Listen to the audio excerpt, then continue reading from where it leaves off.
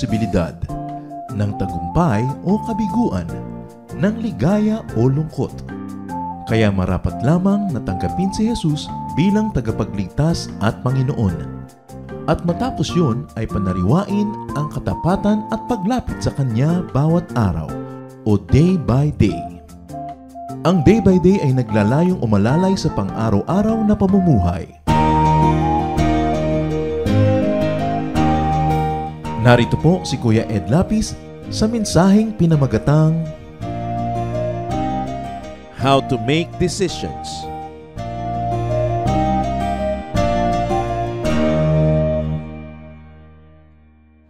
Marami mga tanong pagka mayroong humihingi ng payo. Kung tutuusin mo, ang talagang general question nila is, how can I make good and godly decisions? Iba-iba yung mga detalye ng tanong at hindi mo naman pwedeng mabigyan lahat ng particular and specific answer. Kaya mahalaga ay magkaroon tayo ng isang pag-aaral, general principle on how to make decisions. Hindi pwedeng itanong sa counselor, sa pastor, sa sino man ang bawat gagawin natin. Ang mahalaga, meron tayong equipping how to make godly decisions. Dear God, we thank you that you want us to make good decisions. Pagpalain niyo po kami ngayon na kami ay magkaroon ng kaliwanagan kung paano magpapasya at paano gagawa at bubuo ng mga pasya sa malalaki man o maliliit na issues ng buhay namin. Ngayon, humihiling kami ng simpleng mensahe na aming maunawaan at maipapamuhay at matatandaan, lalo na sa mga oras ng kalituhan. Patawarin niyo po kami sa mga kasalanan namin, aming Diyos. Ang mga kulang namin, inihiling namin punuan ninyo. At kayo po, ang tinig niyo, maging gabay, liwanag ng aming buhay. We ask you to speak to us powerfully. Use your servant only as your instrument. But may your voice be heard, O God. Lead us, heal us, encourage us, correct us. In the name of your Son, Jesus, we pray with thanksgiving. Amen. How do we make decisions? Araw-araw, meron tayong pasyang ginagawa. May maliit, may malaki. Merong napakahalaga, merong di naman ganong kalaki ang kahalagahan. Pero dapat pa rin tama ang desisyon. When we make decisions, first of all, get guidance from the written scriptures, meaning the Bible. Salamat na lang, napakamahalagang general teachings and sometimes even specific teachings are in the Bible. Knowledge that comes from the Bible save us from ruin, from grave mistakes, and even push us to greater accomplishment. Psalm 119, 105, your word is a lamp to my feet, a light on my path. Siyempre, ang image rin ito ay isang taong naglalakad sa dilim ng gabi na maaari siyang makatapak ng ahas, maaari siyang matalisod, maaaring mahulog.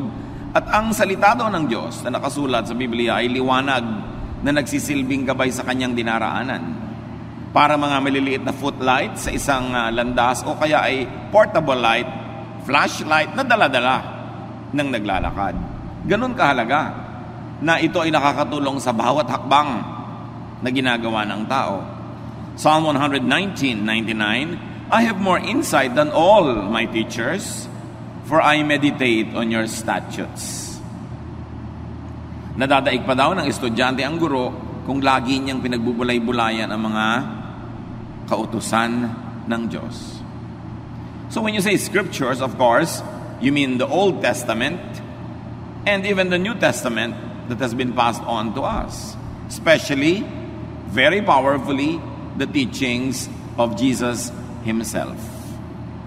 Matthew 13:54, coming to His hometown, He, meaning Jesus, began teaching the people in their synagogue. And they were amazed. Where did this man get this wisdom? They asked. So nakakita sila, nakarinig sa Panginoong Jesus ng mga bagong anggulo ng katuruan, mga bagong husay, bagong galing, bagong kaliwanagan na hindi nila nakita, nadinig sa mga dati na nilang mga guro. Pero ang mahalaga dito, sinasabi that Jesus was primarily a teacher. Kaya ang tawag sa kanya, Rabbi. So dapat siya ang ating number 1 na guro, pamantayan. Sinusukat natin yung mga nadidinig natin at nalalaman sa Old Testament, maging sa New Testament, sa pamantayan ng greatest teacher, the Lord Jesus Christ. So we get guidance from the written word. Dapat dala-dala mo ang Biblia mo, sa ulado mo, nasa computer mo, at para nananariwa sa iyong alaala ang mga principles, teachings, commands, promises, and the stories in the Bible, models of whom we should follow, models that we should not follow. At pagbuo ang ating pagkakaunawa dito, malaki na ang pagkakataon na tama ang magiging desisyon natin. Alam natin kung sinong hindi dapat tularan, sinong dapat tularan. Alam natin kung ano ang mga pamantayan na ibinigay sa atin. Napakahalaga nung nakasulat. At dahil nakasulat, hindi na napapalitan, kaya hindi pa bago-bago. Pwedeng asahan. Bukod dyan, you get guidance from the spiritual scriptures. Bansag ko lang yon na spiritual scripture. Ibig sabihin, yung salita ng Diyos, utos ng Diyos na hindi nakasulat. Like revelation by the Spirit. Guidance, ideas in the realm of thought. Pwede ka magbukas ng pahina ng Biblia para humanap ng guidance. At pwede din ipikit mo ang iyong mata, patahimikin mo ang iyong puso, magbulay-bulay ka, at marinig mo yung munting tinig ng Diyos na kumakausap sa iyong espiritu. Acts 8:29, the Spirit told Philip, go to the chariot and stay near it. In other words, hindi naman si Philip ang nag-isip na pupunta siya doon sa taong ito na nakasakay sa isang karwahe para niya turuan ang salita ng Diyos. Ang Espiritu ng Diyos ang nag-udyok sa kanya. Kung paano niya ito nadinig? Sound waves ba to? Thought waves ba? Hindi sinabi sa atin. Pero, nakuha niya yung mensahe at sinunod niya. So, these so-called spiritual scriptures are not written, but they could be given in conscious thought. Paggising ka, mulat o nag-iisip, they come in inspiration, realization, enlightenment, kaliwanagan. Ibang iniisip-isip mo, binubulay-bulay, tapos biglang nalaman mo. Biglang nagagap mo, nakuha mo yung ideya, kaiisip mo. Conscious. Acts 13:4, the two of them, sent on their way by the Holy Spirit, went down to Seleucia and sailed from there to Cyprus. So maaaring gusto mong pumunta doon pero nakasara ang pinto. Gusto mong gawin yon pero hindi pwede. Napag-isip-isip mo, ayaw ipagawa sa akin ng Diyos. So sa pag-iisip, sa pagbubulay-bulay, sa pananalangin, nahahayag sa iyo ang kalooban na hindi naman nakasulat sa Biblia. Kasi alam nga namang lahat ng gagawin mo, hanapan mo ng nakasulat. Ano kayang iluluto kong putahe ngayon? Anong kulay ang isusuot kong damit bukas? Sinong pakakasalan ko? Bibili ba ako ng bahay o hindi? Anong negosyo ang maganda? Wala ka naman makikitang exact verse na para sa'yo. Pwedeng may mga verses sa written scripture na general na pwede mong paghanguan ng specific application sa buhay mo. Pero you are already taking the license to apply it to your life. Ngayon, meron namang mga revelation na dumarating sa iyo sa pamamagitan ng paghahayag ng Espiritu. Habang gising ka, at pwede rin kung tulog, because a spiritual guidance could be given in a dream. Merong napapanaginipan nila ang sagot sa kanilang tanong. Pero siyempre, maiingat tayo dahil hindi mo naman alam kung aling panaginip ang dahil lang kulang ka sa paligo. Alin ang dahil mang marami kang inaalala tuloy hanggang sa pagtulog mo, sumisiksik sa utak mo at sa panaginip, at alin ang galing sa tinig ng Diyos. Pero, yes, napakaraming instances na ginamit ng Diyos ang panaginip sa pagbibigay ng guidance sa mga tao. Acts 11:12, the Spirit told me, Peter speaking, to have no hesitation about going with them. At sa panaginip niya nakuha yung sagot. Kasama siyempre sa spiritual scriptures ang discernment, pakiramdam. Yung wala kang basihan na conscious, na intellectual reason, pero nararamdaman mo. So may pakiramdam, kaya ang dapat ang tao marunong makiramdam. How else do you make decisions? Get guidance from what we call the practical scriptures. Meaning practice, action, what happens? Yung mga nagaganap. Tuwing aalis ka, lagi nalang umuulan, parang ayaw kang paalisin, makakaramdam ka. Tuwing meron kang gustong gawin, parang may humahadlang sa'yo, kailangan lamang maisip mo, sino bang humahadlang sa akin? Ang Diyos ba o si Satanas? Tuwing gusto mo magturo ng Bible, laging sumasakit ang ulo mo, pero sa ibang araw, hindi sumasakit ang ulo mo. So, baka si Satanas yan, kasi ayaw kanya maging teacher. O baka may life habit ka na tuwing oras ng pagba-Bible study, doon ka talaga sumasakit ang ulo dahil may iniinom ka palang gamot o meron ka palang kulang sa tulog the day before. You've got to look at all those. Yung practical reasons, spiritual reasons, and scriptural reasons, titimplahin mo ngayon para makagawa ka ng desisyon. But when we say practical scriptures, we mean supernatural direction or intervention. Yung malinaw na yung nagaganap sa paligid mo, in practice, in action, ayun ang kalooban ng Diyos para sa iyo. 1 Kings 17, 2-4. Then the word of the Lord came to Elijah. Leave here, turn eastward, and hide in the Kerith ravine, east of the Jordan. You will drink from the brook, and I have directed the ravens to supply you with food there. So, paano naman nadinig ni Elijah yung boses? Hindi sinabi sa atin kung voice waves o thought waves. Pero ang mahalaga, mayroong supernatural intervention. Tagtuyot, pero doon may bukal na may lumalabas na tubig. So, malalaman nyo, dito nga ako gustong patirahin ng Diyos ngayon kasi may tubig. Tapos, wala namang pagkain doon, nasa gitna ng kawalan. Pero may mga uwak, mga ibong mandaragit, magnanakaw ng mga pagkain ng may pagkain, hindi ang dagit-dagit nila. Pero itong mga ito ang nagsusupply kay Elijah ng pagkain. Dumadating sila, may dala-dalang pagkain. Can you imagine itong ibon, hindi niya kinakain yung pagkain. Nandun na sa kanyang tuka. At iiwan pa niya para sa propeta. So alam mo, this is a supernatural intervention. Dahil hindi naman natural na nangyayari ang ganitong mga bagay. So clear, ito ang gusto ng Diyos. Plus, i-refer mo pa sa written scripture na ang ginagawa naman ni Elijah tama ayon sa nakasulat na kalooban ng Diyos. Therefore, you can assume that what is happening is really God's will. Then where else do we get guidance? We get guidance from the common scriptures. Yung mga karaniwan, hindi himala, hindi revelation, hindi panaginip, hindi nakasulat sa Bible, what we call natural scripture. Like knowledge. May knowledge ka naman Sabihin, Pastor, ano po bang gagawin ko? A, B, o C? Isipin mo, mag-isip ka sa palagi mo, anong pinakamabuting gawin? Nung inisip-isip ko po, B. Di yun ang gawin mo, kaya ka nga may isip. Lalong-lalo kung hindi mo mahanapan ng scripture na ilalapat, na written scripture. Hindi ka pinapapanaginip, walang spiritual scripture. Wala ring practical scripture kasi hindi naman nanghihimasok ang Diyos sa mga nangyayari sa buhay mo araw-araw para malaman mo talaga kung sa Kanya gustong pumunta. So anong gagamitin mo? Mag-iisip ka.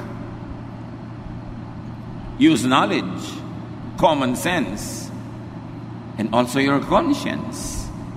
How does it feel sa espiritu mo at sa puso? Dahil lahat ng yan ay galing din sa Diyos. Yung knowledge, common sense, conscience, galing sa Diyos. Pero, pwede rin niyang mabaluktot, madaya ng ating kaaway na spiritual. Kaya hindi lang basta konsyensya ang pinapakinggan, ito ba'y konsyensyang nakababad sa salita ng Diyos? Konsyensyang masunurin sa kalooban ng Diyos? Therefore, ito'y konsyensyang magiging sensitibo sa mali at sa tama. Kasi hindi siya gasgas. Hindi siya puro kalyo na wala nang maramdaman. Kasi may mga konsyensyang wala nang maramdaman. Hindi ibig sabihin walang dapat maramdaman, kundi nawala na ng pakiramdam. Dahil hindi pinapakinggan yung konsyensya. Pero yes, kasama pa rin yan sa pagtimpla natin ng desisyon. How does it feel? What do you think of it? What does the Bible say? Ano ang nakikita mong mga nangyayari sa paligid? Pinagsasama-sama.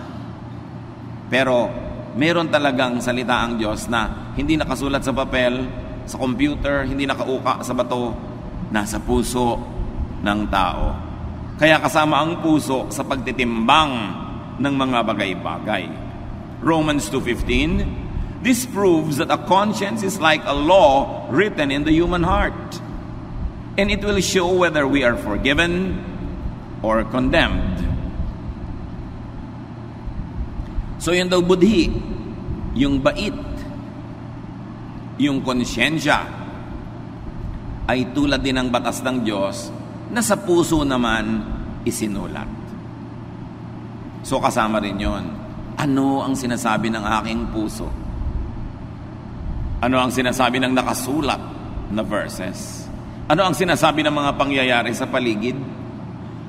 Ano ang sinasabi ng aking mga panaginip? Ano ang sinasabi ng karunungan ng mga taong nakapaligid sa akin, lalo na mga makadiyos na tagapayo? Pinaglalakip-lakip natin yan bago tayo gumawa ng mahalagang desisyon. Get guidance from common sense, from knowledge, from experience. Dahil yan ay pagpapala din sa atin ng Diyos. Halimbawa, ang mga Hudyo, ang mga unang naging Kristiyano, hindi naging malinaw sa kanila agad-agad kung ang mga kaugalian nila at katuruan ng pagka-Hudyo ay itutuloy pa nila ngayong sila'y Kristiyano na. Pero may mga ibang uri pa ng tao na naging Kristiyano, mga Hentil, Gentiles, non-Jews. In other words, yung cultural baggage ng mga Jew, hindi cultural baggage ng mga Gentile. Halimbawa, Jewish men, Jewish boys always had to be circumcised. Gentile boys were not required.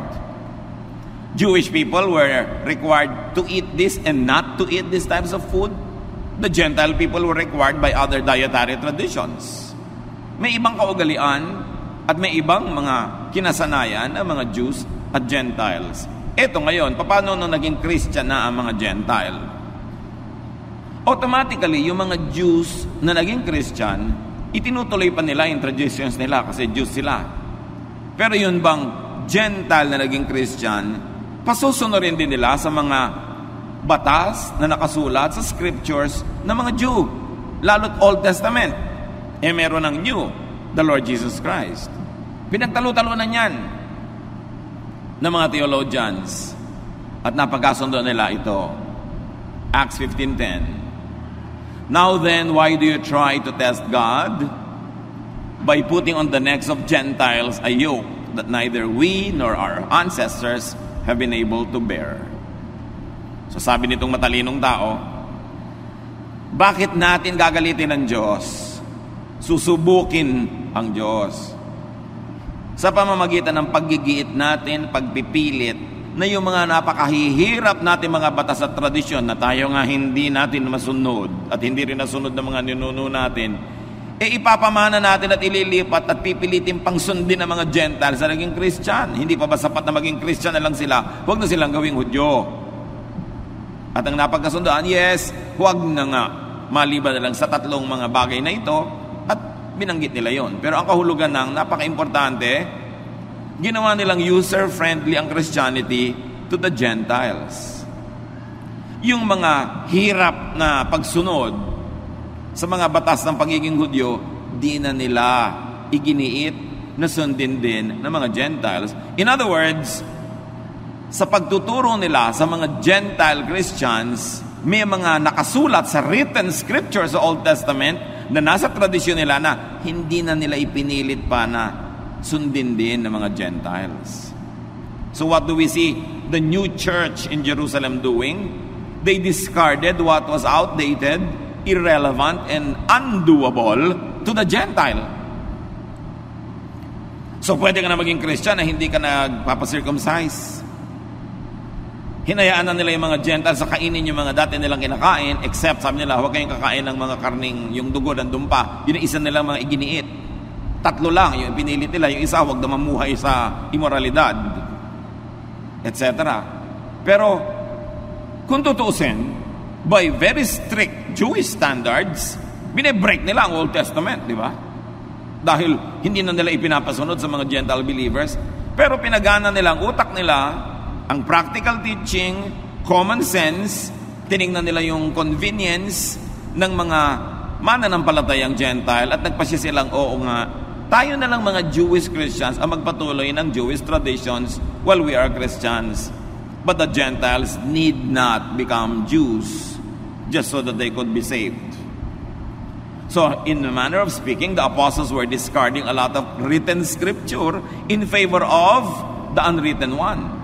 Common sense, knowledge, conscience, and kindness to the new believer. Hindi sila nagpakamatay, pumatay, at nanggera para igiit yung written scripture na sa culture and lifestyle of the new believers, wala namang ugat, walang pinag-ugatan, hindi kakapit, at wala namang kahulugan. Yun na lang pinakakonte ang itinira nila para yung mga Kristiyanong Gentile, hindi na sila mabigatan tulad ng bigat na dinala ng Israel na sila na rin ang umaaming di naman nila na kayang dalhin. Saan pa tayo kukuha ng mga basihan ng pagde-decide? Among the common scriptures, nature. Kailangan marunong ka rin makinig sa nature dahil Diyos ang lumikha niyan. Luke 12:54, he said to the crowd, when you see a cloud rising in the west, immediately you say, it's going to rain, and it does. Yan ang sabi ng Panginoon. Pag nakakita kayo ng senyales sa himpapawirin na may ganitong uri ng ulap, alam niyo uulan, at uulan nga. So ibig sabihin, kung nagbabala kayong mamangka, magbiyahe, maglakbay, huwag nyo na ituloy kasi uulan. Or ituloy nyo pero maghanda kayo na mababasa kayo sa daan. So, Pastor, ikakasal po ako, gusto ko maging June bride, gusto ko po garden wedding. Iha, tag-ulan. Ano ba ang trahe de boda mo? Kapote? Hindi po, yung may mahabang-mahaba pang ang buntot. Kakalad ka rin may putik dahil gusto mo garden. Ipag-pray po natin, di po ba mabait si Lord? Ikaw mag-pray mag-isa mo. Tag-ulan, hindi ko sasabihin sa Diyos na huwag niyang paulanin kasi tag-ulan eh. So kahit anong dasal ang gawin mo, ano yung faith mo at binaha yung kasal mo, huwag ka magtampo sa Diyos because you must listen to nature. God is the author of nature. Kahit ka pastor, kahit ka banal, sumakay ka sa barkong sira, lumubog, mamamatay ka. Hindi na dadaan sa kabanalan yung lulutang ka sa tubig. Dahil sabi ng gravity at ng law of buoyancy, lulubog ka. When your weight is greater than the weight of the water that your body displaces. So, lulubog ka. You've got to respect nature. Huwag mong daanin sa dasal. Huwag kang humingi ng himala. Sumunod ka na lang sa nature. Magpakasal ka ng Pebrero, bihirang umulan. At kung talagang sure ka, ayaw mong mabasa yung mga entourage mo, edi indoors, ba't makailangang garden pa? Proverbs 6:6, go to the ant, you sluggard, consider its ways, and be wise. O sabi din sa Proverbs, tingnan mo yung mga langgam. Matuto ka sa kanila. Ang liit-liit ng utak niyan kasi ang liit niya. Yung utak mo ang laki. Pero dapat matuto ka. Yung mga langgam, pag tag-araw, doon sila nagtatrabaho, doon sila nangongolekta ng pagkain nila, iniimbak nila, para pag nagtag-ulan, nandun lang sila sa mga lungga, tahimik sila. So dapat din, iayos mo ang ginagawa mo ayon sa panahon, sa seasons. Hindi mo makikita sa scripture kung kailan na magandang date ng pagpapakasal. Pero makikita mo sa nature kung ano yung date na bagay sa motif ng kasal mo. Luke 21:29-30. Look at the fig tree and all the trees. When they sprout leaves, you see for yourselves and you know that summer is near. Kahit sa puno, makakabasa ka ng mensahe ng Diyos. Malapit na magtagulan, malapit na magtaginit. Pag wala ng dahon ng puno ng siniguelas, alam mo na kung anong panahon. Pag nagpupulahan ng mga ponsetya, alam mo mangyayari. Nandun yun. Isa pa na pa rin pagkuhanan ng guidance, common scripture, science.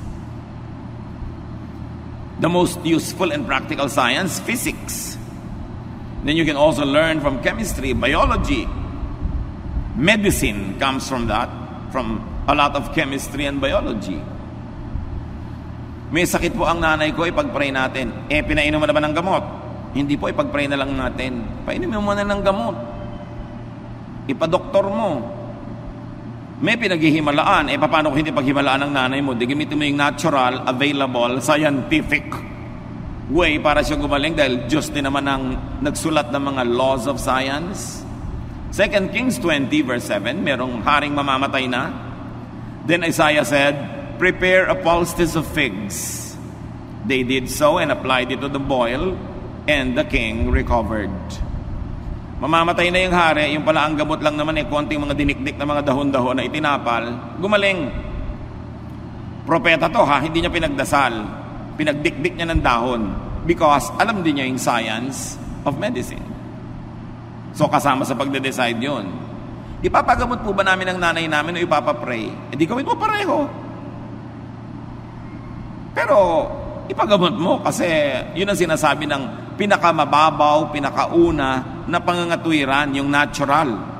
Why go against natural law when you can follow the natural law? Si Timothy, laging sira ang tiyan. Sinabi ba ni Paul, manalangin ka? No. 1 Timothy 5:23, stop drinking only water and use a little wine because of your stomach and your frequent illnesses. So anong payo ni Paul? Puro tubig kasi pinag-iinom-inom mo, baka may mga butete pa at mga kitikiti. Tumigil ka muna ng uminom ng tubig. Ang inumin mo muna wine kasi may alcohol yan, content, mayroong medicinal content yan, makakabuti sa'yo. So dapat marunong tayong sumunod sa science. Another common scripture that you can ask you to help make you a decision is your heritage. Kaugalian, tradisyon, na maraming mga bagong born again Christians gusto agad itapon lahat ng tradisyon. Parang wala namang matututunan mula doon. Ang tagal-tagal bago nabuo ng ating mga ninuno ang kanilang mga kaugalian, trial and error through hundreds, maybe thousands of years. Surely may pakinabang ka dyan. Job 8:8-10. Ask the former generation and find out what their ancestors learned. For we were born only yesterday and know nothing, and our days on earth are but a shadow. Will they not instruct you and tell you? Will they not bring forth words from their understanding? So ano ang payo kay Job? Hindi mo naiintindihan ang nagaganap sa buhay mo? Hindi mo alam ang sagot sa mga tanong mo? Ba't di mo tanongin ang yung mga ninuno? Para malaman mo kung ano yung nalaman na nila nun pa at alam na nila, para huwag ka nang mapagod na mag-aral pa ngayon. Papunta ka pa lang, pabalik na sila. At yun ang halaga ng payo ng matatanda. 20 anyos ka, may kausap kang 80 anyos, imagine 4 times na buhay mo na yung naibuhay niya. Surely may maituturo siya sa'yo. Kailangan pahalagahan mo yon. Sabi niya, pag tinanong nyo ba yung mga ninuno nyo, hindi ba sasagutin kayo? Paano ka naman po tatanungin, namatay na? Yun nga di, alalahanin mo ang kanilang mga kasabihan, ang kanilang mga kawikaan na binuo nila dahil observant sila sa laws of God, laws of nature, the laws of conscience, the laws of society. Nakabuo sila ng mga kasabihan. Pag sinabing putik din lang at putik, tawirin at nang malapit. Ano yon? Huwag ka na magpa-arte-arte, dumiretso ka na ng madali at matapos. Pag sinabing ang naglalakad ng matulin, kung matinik ay malalim, hindi na maintindihan ng mga tao ngayon kasi lagi silang naka-sapatos o tsinelas. Pero nung araw, nakayapa ka mga tao, mas mabilis ka maglakad, pag nakatapa ka ng tinik, mas malalim ang baon. Kaya sabi, pag naglalakad ng marahan, kung matinik ay mababaw, ibig sabihin, kung dahan-dahan ka, hindi ka padalos-dalos, magkamali ka man, konti lang. Bakit nakakalimutan natin yung mga proverbs, mga kawikaan, mga salawikain? Ang tagal-tagal bago yun nabuo ng mga ninuno natin. Kaya mahalaga, may connection ka sa past. Nakikinig ka sa matatanda. Pagka ayaw ng lola mo sa nanliligaw sa'yo, 99% tama ang lola mo. Sa dami na, nang nakita niya naman nagligawan, nagpakasal, mga naniwala, na denggoy, na 1, 2, 3, alam na niya. Kaya makikinig ka. Hindi ko mo gwapo yung nanliligaw sa'yo, gustong-gusto mo na, pero yung mga matatanda sa pamilya nyo, ayaw nila. May dahilan yun. Kung di man alam ng utak nila, meron silang pakiramdam. Ayaw mo bang pakinabangan yung alam nila? Hindi mo sila papakinggan, gusto mo, sarili mo lang ang sundin mo. Para magkamali ka.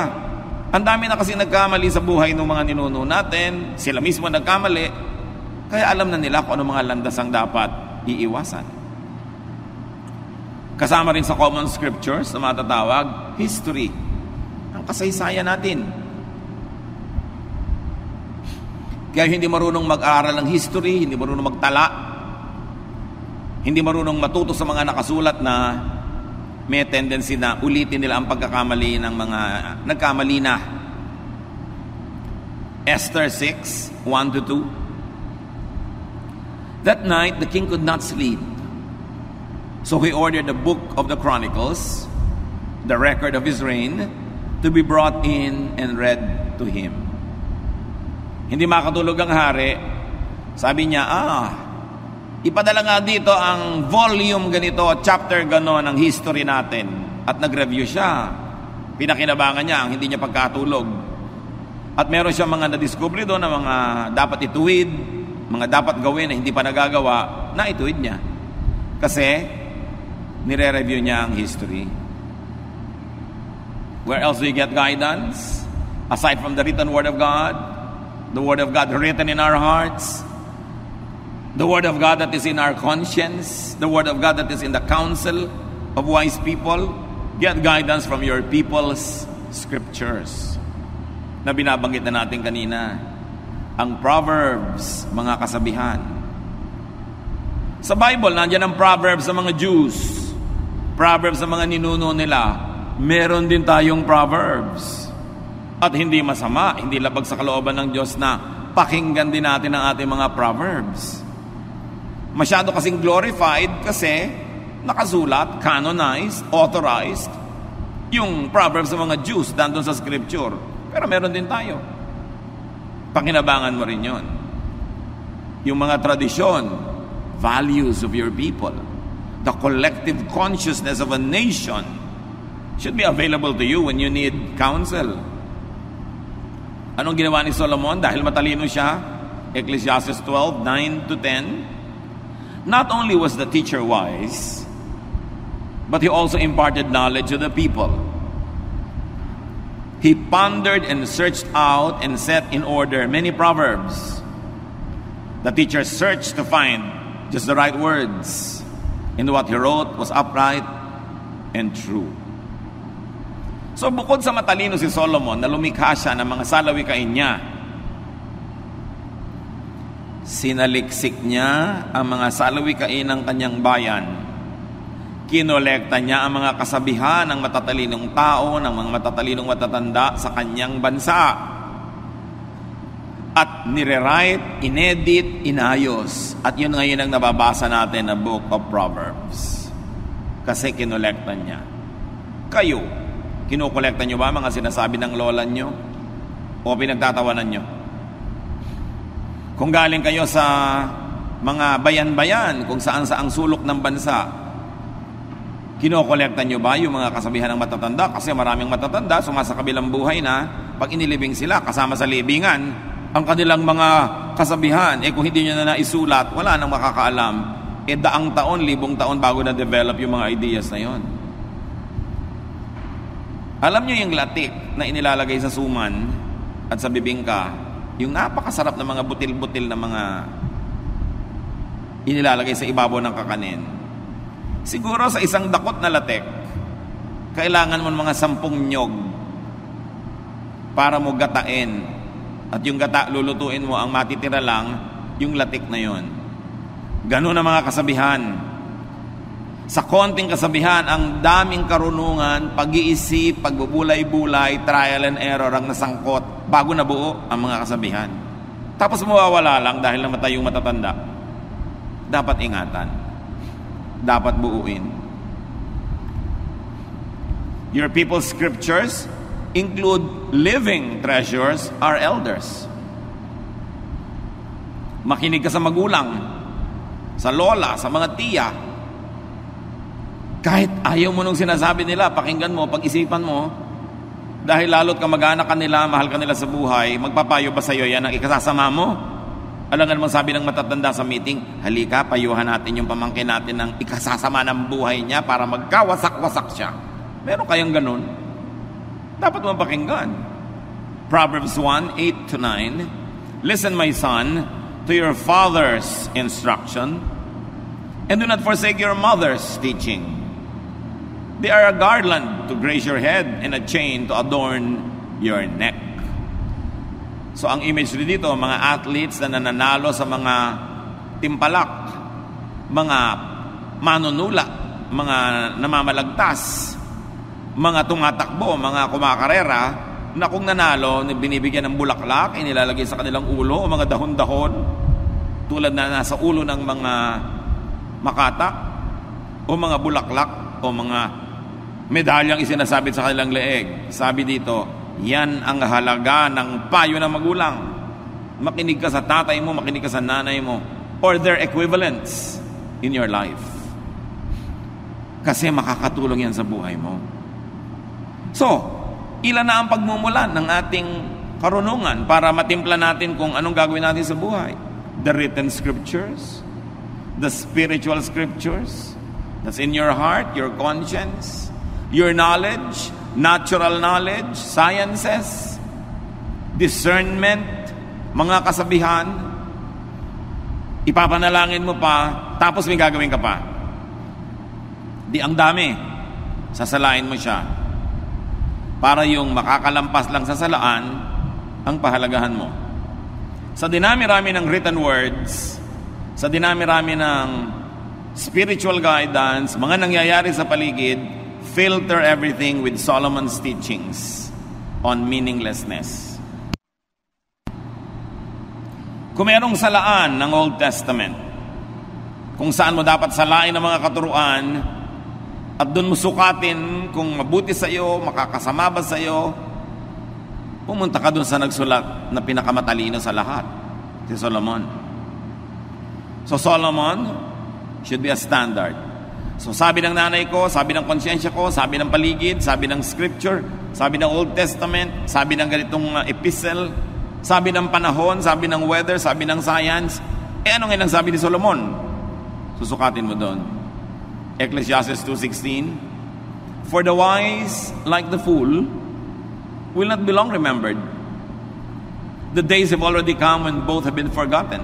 Like the fool, the wise too must die. So nagkakamatayan din lahat ng tao, matalino't hindi. So sabi ni Solomon, anong mahalaga sa buhay?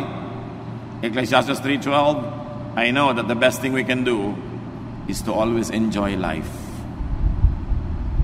So ito sabi ng panaginip mo, ito sabi ng verse, ito sabi ng matatanda. Ngayon, ang ending is, sabi mo, nakaka-enjoy ba sa buhay itong gagawin kong desisyon? Kasi sabi ni Solomon na pinagkalooban ng Diyos ang pinakamataas na talino, dapat enjoy ka. Nagpakabayani ka, nagtanim ka, hindi ka nagtanim, nagpakatalino ka, hindi ka nagpakatalino, mamamatay din kayo lahat. Sabi ni Solomon, pare-pareho lang kayo mabubulok. Therefore, pahalagahan mo ang buhay. Dapat mahalaga bawat sandali, mahalaga bawat yugto, at dapat nag-e-enjoy ka sa ginagawa mo. Okay, tutulong ka kay ABC. Sino naman ang pinaka-enjoy ka? Si B. Eh, di nang tulungan mo kasi hindi man pwedeng tulungan lahat sabay-sabay. So, kasali ka rin. Dapat meron ka enjoyment. So, itatanong mo sa buhay mo, enjoyable ba? Okay. Balik tayo kay June Bride. December pa lang, pinaplano niya yung June wedding. Pero tag-ulan, tag-bagyo.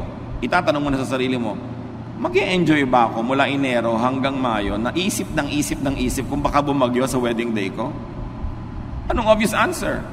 Hindi ka mag-e-enjoy kasi mag-aalala ka. Therefore, wag na lang June. Nakakuha ka ng payo, sinala mo kay Solomon.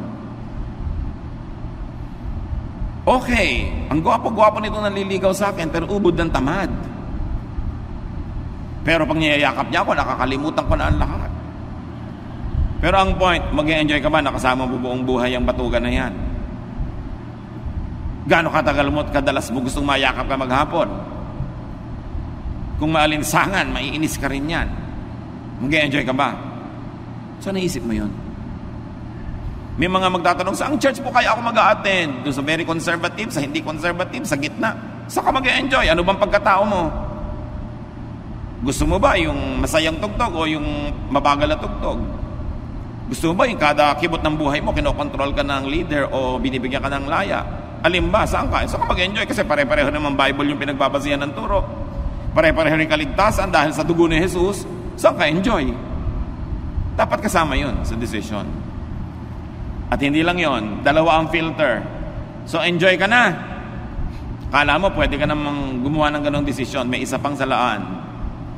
Filter everything that's left with Jesus' new commandment on love.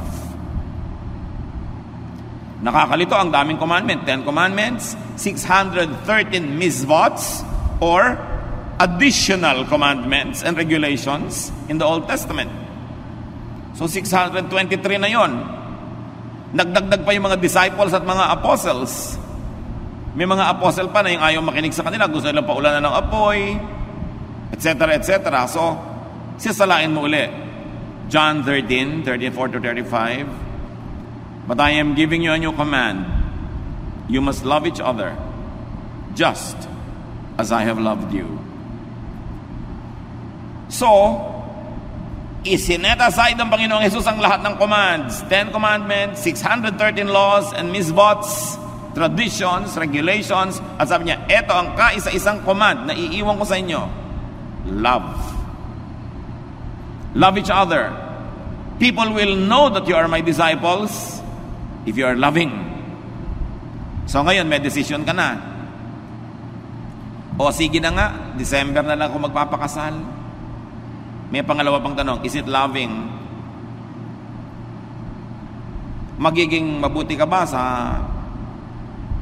pakakasalan mo?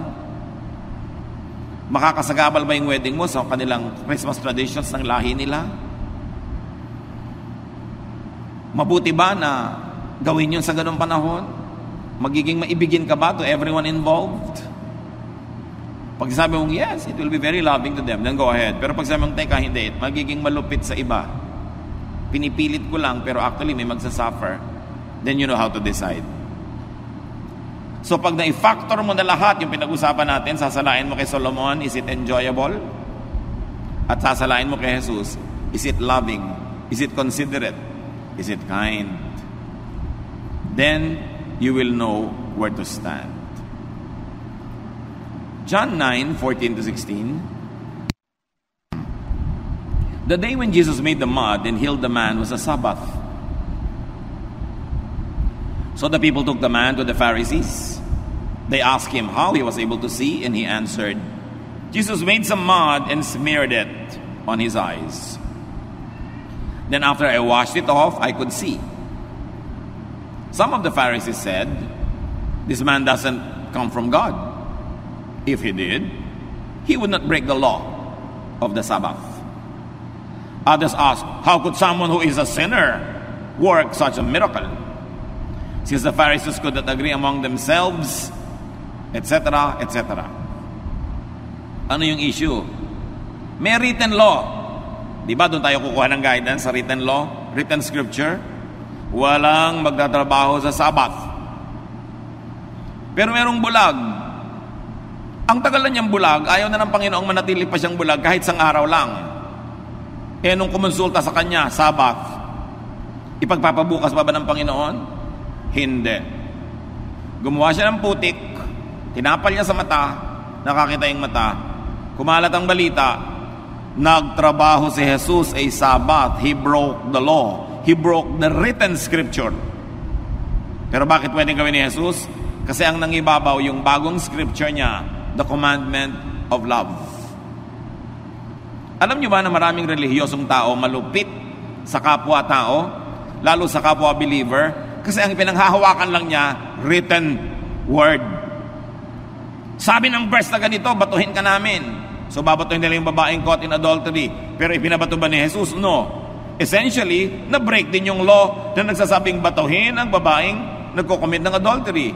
So again, the law of Jesus prevailed over the written law.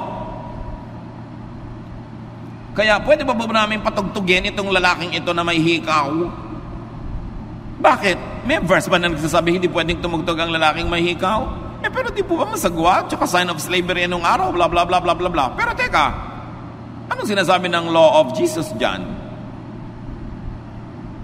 Pipigilin ba natin siya?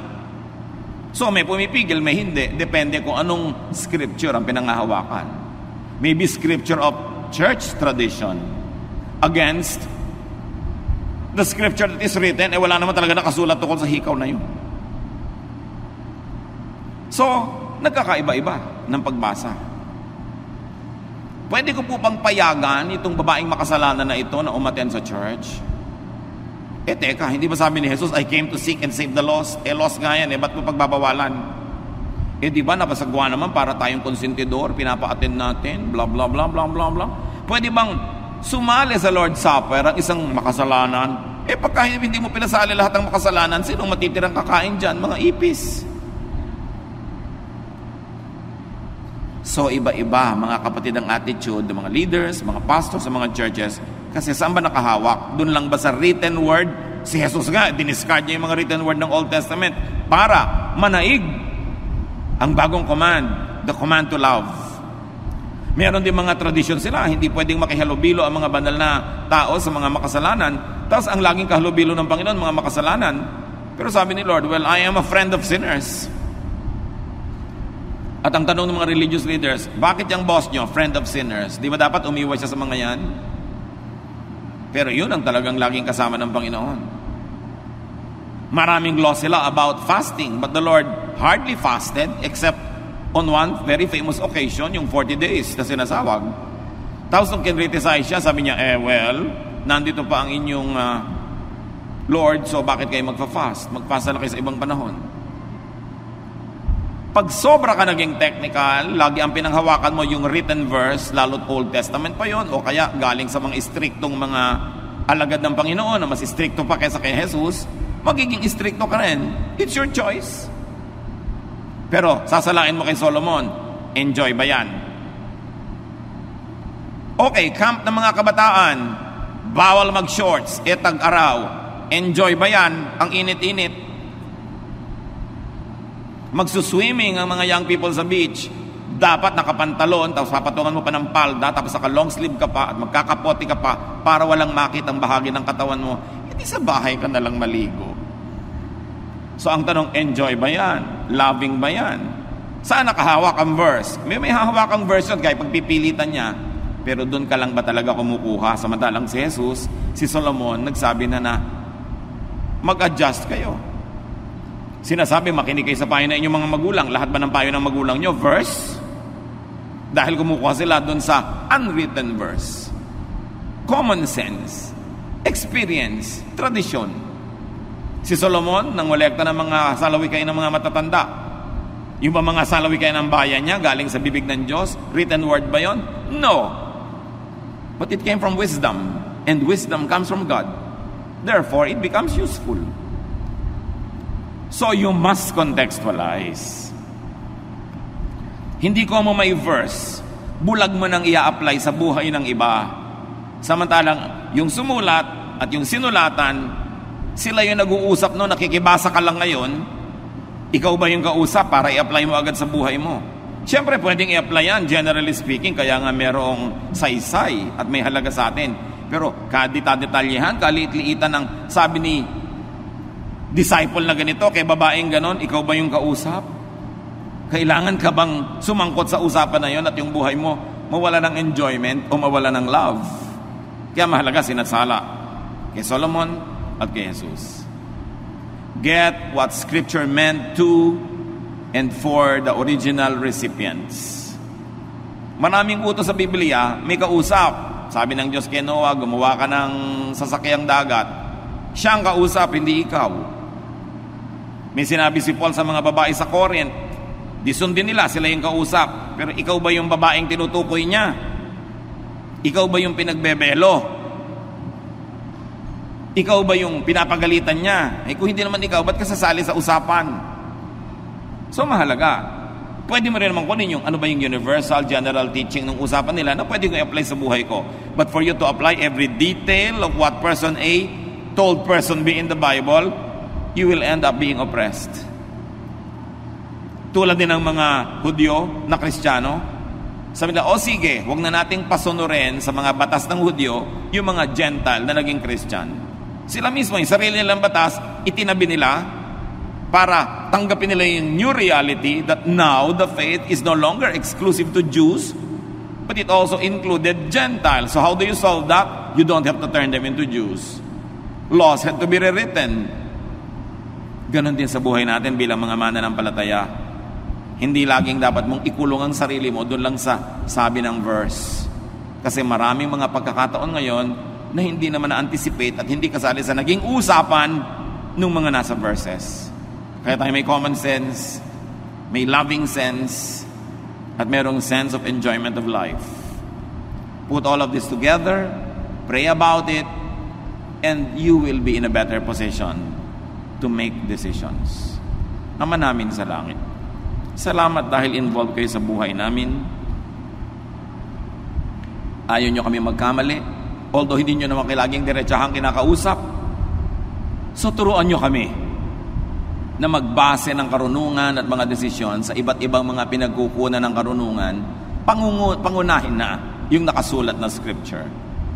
But teach us also to consider and listen to the unwritten word, that which is written in our hearts, that which you give through dreams, yung nararamdaman namin at nadidiscern, yung sinasabi ng marurunong, yung idinidikta ng pagkakataon at pangangailangan, lahat ito i-consider namin, Panginoon, para kami maging marunong, mabuti, mabait sa aming kapwa. Sa ilang saglit pa ng katahimikan, pagbulay-bulayan natin ito, mga kapatid. Mahalaga to make godly decisions. Sometimes, a scripture-based decision is not always the most godly one, especially kung pinagbabasihan mo ay irrelevant na sa buhay ng iba. Nakita natin ginawa yan ng mga disipulo ng Panginoon, nakita natin ginawa yan ng mga bagong mananampalataya at ginawa ng Panginoon mismo. Is it oppressive? Does it set free? Is it kind? Think about those things. Lord, in silence, give us personal applications of what we have been discussing. Correct us if we have errors, but for everything else that is right and true and in accordance with your will, reinforce this in our hearts, in our minds. Magbulay-bulay tayo, sumandali.